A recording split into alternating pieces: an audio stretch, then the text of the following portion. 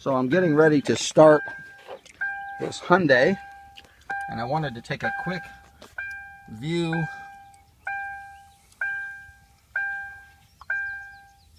of the cluster.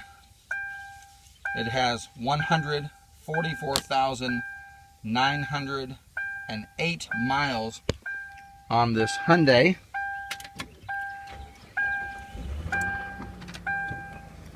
Started right up, of course.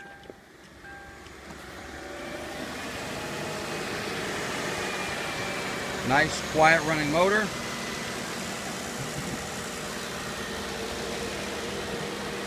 The problem with the motor is that the front end got pushed in a little bit. You can see right here. And it got pushed back a pretty fair amount. There's really only about maybe a ½ an inch between the radiator and the actual motor itself.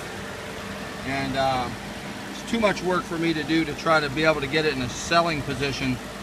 So this V6 3500 motor in this Hyundai, it's an GX350.